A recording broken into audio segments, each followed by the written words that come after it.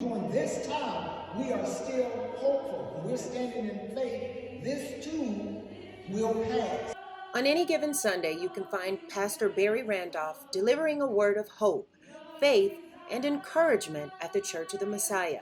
But today, it's his own faith that's getting him through one of the most difficult times in the church's history, following the devastating floods that washed through Detroit in July, leaving behind unprecedented damage to the basement of the church.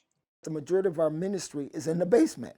The doctor's office is in the basement, the candle company, the tea beverage company, the bike shop, the clothing line, the video production company, and our internet service. It's all, and the employment office is all in the basement. Pastor Barry says although he worries how all of the different businesses and services offered out of the basement will fare now that it's in ruins, he also wonders how the flooding will impact the church and their good works long term. And by the time we really get this right and rebuild it, I'm hoping some of the stuff we'll still be able to do.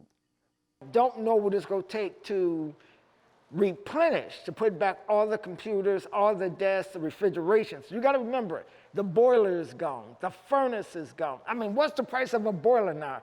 $60,000, $70,000? Thank God we had flood insurance so that we can rebuild this. As Pastor Barry tours the damage, he reflects on how seemingly instantly everything changed. We were just in here, we had all the entrepreneurs in this room. It was a Tuesday, and that Saturday, there was 5 feet of water in this room. We just met with the folks. Now it was 5 feet of water. And when I saw the water actually meet me up the stairs, I said, oh my God, I know we got a problem. He says he's more emotional looking at the damage in this room because it was special. The reason why this room is so powerful because it was named after a young man, an incredible young man by the name of DeMarcus Washington, who actually, unfortunately, was murdered. He was not the intended target, but he was murdered, and he was one of the people who helped put this room together. So we named the room after him. So we call it the DeMarcus Washington Employment Center. But all of the rooms at the Church of the Messiah hold special memories, even the kitchen. From here, they've fed thousands of people in need over the years. What do you think right now looking at this kitchen? I think about all the incredible meals we made in here, and I'm thinking about hopefully what we're going to be able to do again, but it is hard to look.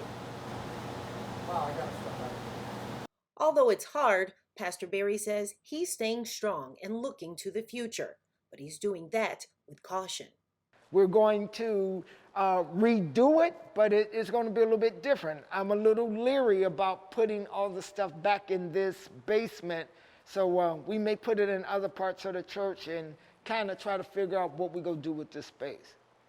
The only thing I'm concerned about is, will this be normal? And I think it is. I think it will be normal. I don't believe this is a once in a 100-year thing. I think this is going to become commonplace. I'm afraid this is climate change and infrastructure issues in the city. The flooding at the Church of the Messiah caused pain for a lot of people, and they're not alone. Many homes, businesses, and treasured places around Detroit were devastated by those floodwaters. The Charles H. Wright Museum of African American History is home to valuable paintings, sculptures, and other precious works of art. Now it's also the site of a major cleanup effort after floodwaters made its way into this building, jeopardizing precious artwork. Yeah, to walk into this building, you would not have recognized it because it was under several inches of water.